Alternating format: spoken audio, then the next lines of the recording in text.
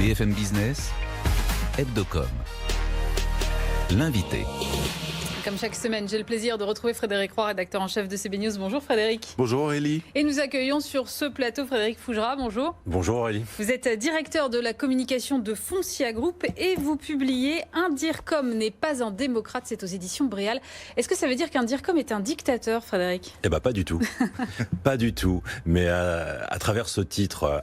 un brin provocateur, j'exprime un propos qui est ou une réflexion qui touche beaucoup la profession. C'est que notre métier de communicant, ce n'est pas d'être à la recherche du consensus, ce n'est pas chercher à plaire au plus grand nombre, mais c'est avoir des objectifs et essayer d'atteindre ces objectifs. C'est aussi ne pas chercher à satisfaire ses propres goûts personnels.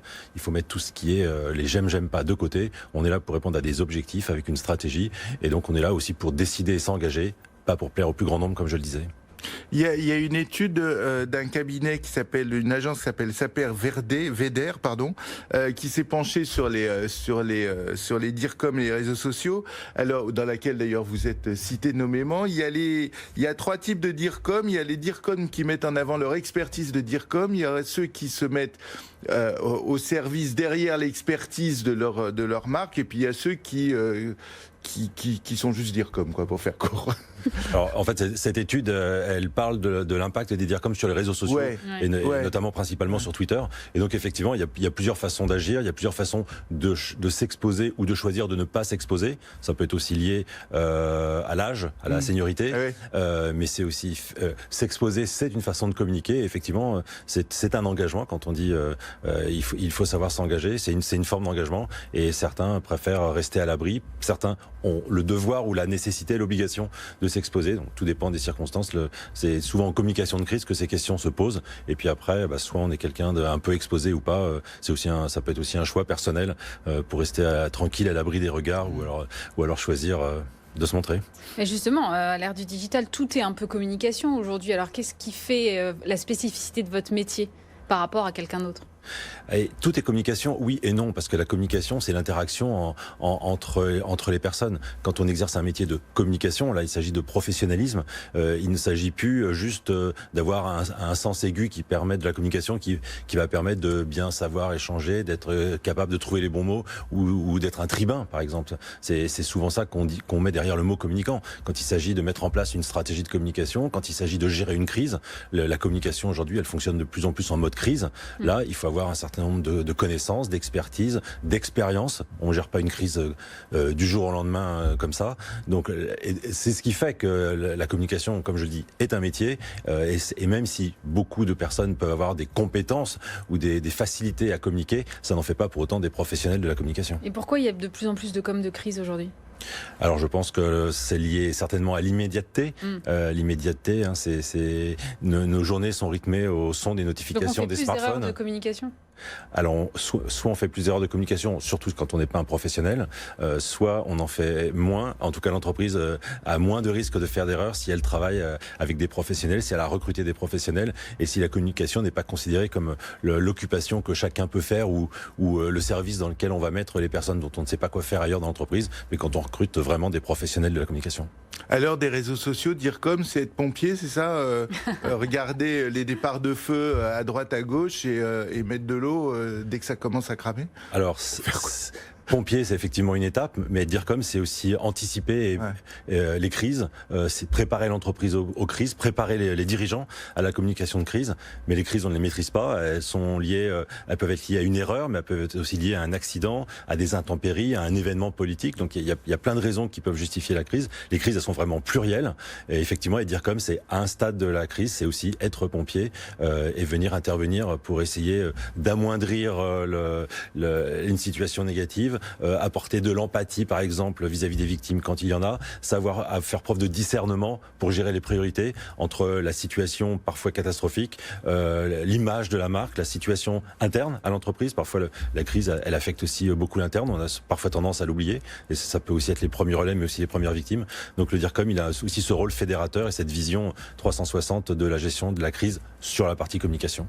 Alors vous êtes directeur de la communication de Foncia Group, Frédéric Fougera, mais vous êtes aussi Alors, directeur marketing, expérience client et RSE.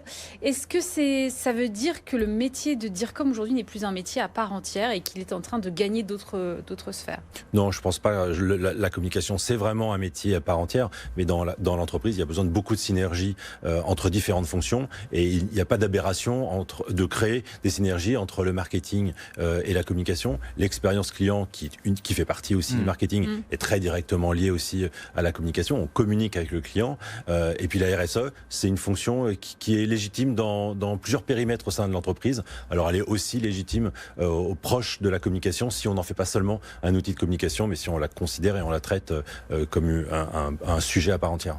Oui, parce qu'on parle de purpose washing maintenant aussi, c'est-à-dire de RSE pour faire joli. Donc il y a quand même, c'est sensible aussi, ces sujets aussi à des crises, ça. Mais c'est la pire erreur, faire de la RSE, d'ailleurs sans savoir pourquoi on en fait, ou alors juste pour faire beau. C'est la pire connerie que puisse faire une entreprise, autant le dire. Et puis ça va surtout à un moment ou à un autre se retourner contre elle.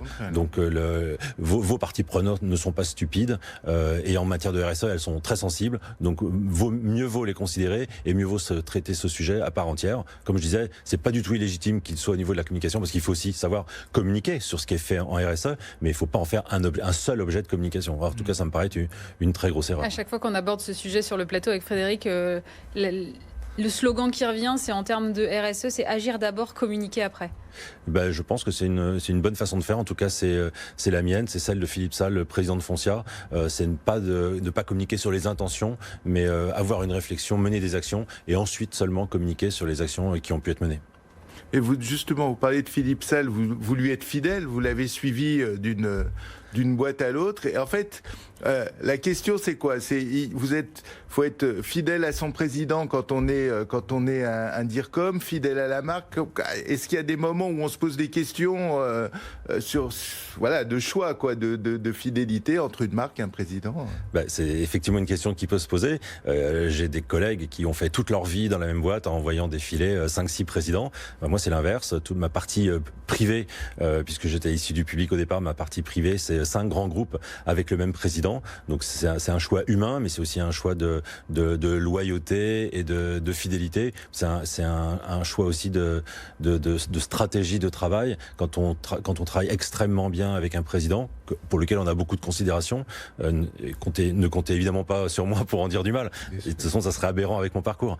Quel que soit le secteur, c'est ça qui est rigolo, c'est que vous êtes. Alors, quel que soit le secteur, effectivement, puisque nous sommes passés de secteurs très différents les uns des autres. En revanche, avec un fil conducteur qui était l'activité de service. Nous sommes toujours restés dans des métiers de service, mais dans des secteurs très différents, ce qui est super enrichissant, notamment pour un DIRCOM, même s'il y a un réapprentissage permanent.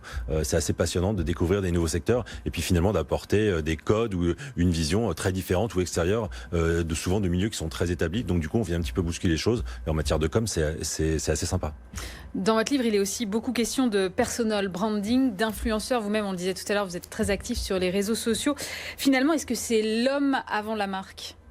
Eh bien, comme le disait Frédéric en référence à l'étude qui a été publiée il y a quelques semaines, c'est justement, on voit 2 cas différents. On voit des marques qui sont promues par leur DIRCOM et à l'inverse des DIRCOM qui représentent davantage leur marque et qui finalement sont les ambassadeurs de leur marque avant d'être les promoteurs de leur marque. On voit notamment dans les DIRCOM très engagés deux catégories assez distinctes. Et on voit des gens qui commencent à avoir presque plus d'influence que leur marque, ou en tout cas leur marque personnelle contribue à la promotion de leur marque d'entreprise. Donc c'est sociable. Ça varie.